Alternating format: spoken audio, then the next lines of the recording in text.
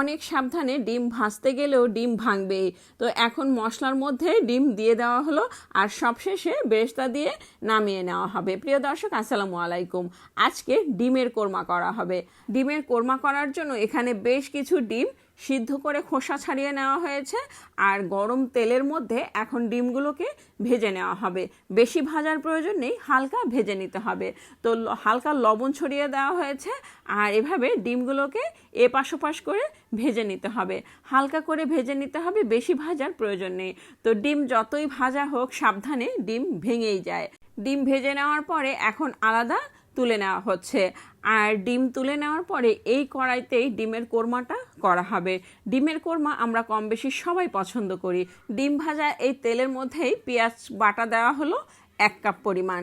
খুব ভালো করে নেড়েচেড়ে এখন বাকি মশলা একে একে দিয়ে দিচ্ছি। দারচিনি দেওয়া হয়েছে 4-5টা, লবণ পরিমাণ মতো। আবারও একটু মশলাটা নেড়েচেড়ে নিচ্ছি। মশলাটা খুব ভালো করে কষিয়ে নিতে হবে। দিয়ে দিব ঘি।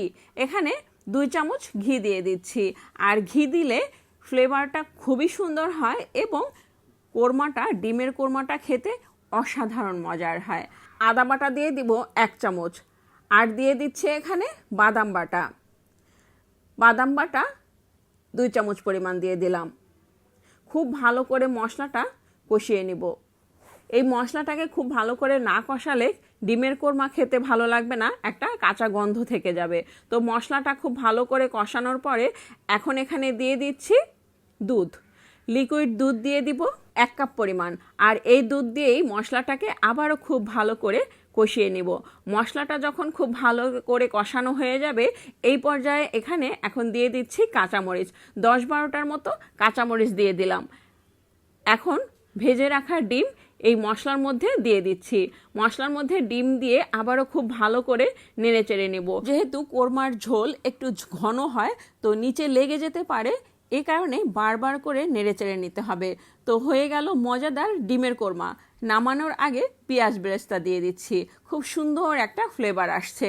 এখানে কিন্তু বাড়তি কোনো মশলার প্রয়োজন হয় না, শুধুমাত্র দারচিনি এবং এলাচ, 2-3টা এলাচ এবং 2টা দারচিনি দিলেই হয়ে গেল মজাদার ডিমের কোরমা। ঝটপট খুব অল্প মশলা দিয়ে এভাবে ডিমের কোরমা করে খেয়ে দেখুন, পরিবারের সবাই ভীষণ পছন্দ করবে। বড় বোনের হাতের রান্না দারুণ মজার। হয়ে গেল মজার মজার রেসিপি। চিকেন রোস্ট, ডিমের কোরমা, গরুর মাংস দিয়ে, আলু দিয়ে ঝোল, পোলাও এবং সঙ্গে আছে সালাদ। সবাই মিলে একসঙ্গে বসে খাবো। আপনারাও চলে আসতে পারেন আমাদের সঙ্গে। সবাই